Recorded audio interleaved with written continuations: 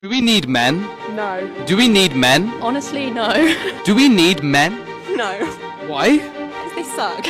This is just a reminder for men that scientists have now discovered a way for women to impregnate themselves using their own bone marrow, and the only child that can result from those pregnancies are female.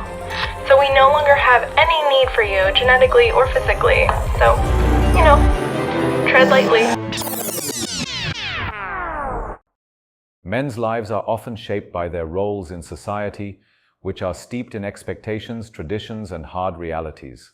The bravery required to meet these challenges head-on is immense, and yet it's often understated. Let's dive into the multifaceted roles men play and why their contributions deserve recognition. From the outset, boys are groomed to embody strength, suppress vulnerabilities, and take on responsibilities without complaint. This conditioning, while building resilience, can sometimes suppress the emotional aspect of their humanity. Men fight battles, not just on the professional front, but also in their personal lives, as they strive to meet societal standards of success, protection, and provision. One undeniable truth is the prevalence of men in some of the most arduous and dangerous jobs. Think of construction workers, firefighters, and oil rig operators. These aren't just jobs, they're lifelines for modern society. These roles demand not only physical strength, but also mental resilience. Working in high-risk environments, often under grueling conditions, these men display courage and determination that go unnoticed. The next time you walk into a skyscraper or flush a toilet without a second thought, remember the silent labor that made it possible. And then there are the jobs that make you pause, the weird or downright dangerous ones where feminism often seems to disappear. Men dominate fields like deep-sea fishing, high-voltage line repair, and waste management in hazardous conditions.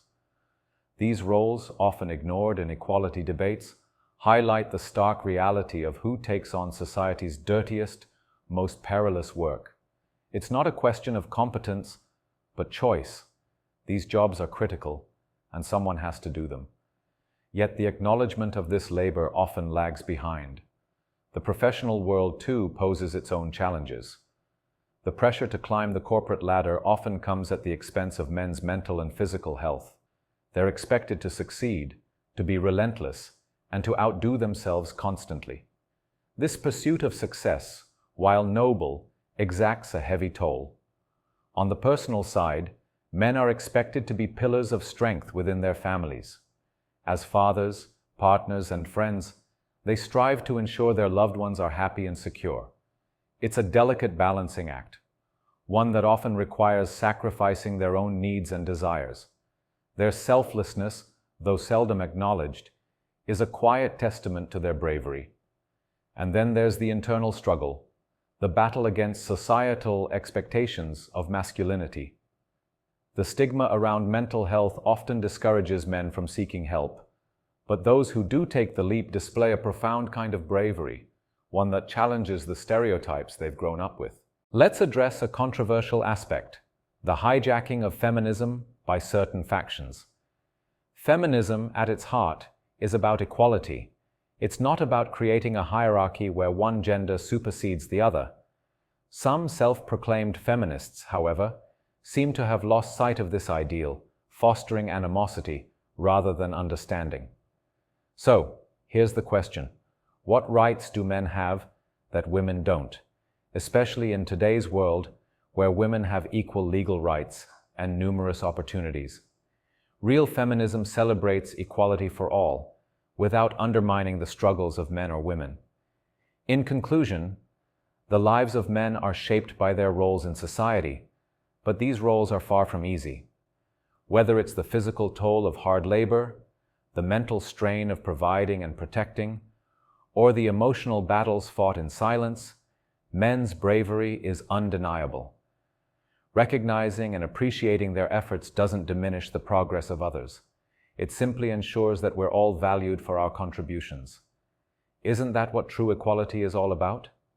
If you found this video helpful, give it a thumbs up and share it with someone who needs to hear this. Now let's check in on Gen Z, young adults like these two young ladies who have clearly been failed by the American education system. They've also been failed by their parents and society. Society need men. Yes and no. No. So why yes and why no for you? And then I'll ask you why you said no.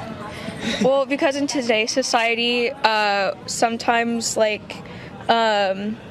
you don't need the male to have a baby anymore. Yeah. That's why I would say yes and no. It's not like a moral thing for me. Yeah. I'm like we can exist without men only because new research has been discovered of making egg into sperm, so we can reproduce without men. So it's not like a moral thing. It's more of like if men just died right now, could we survive? Yes, because of the new research that they're doing.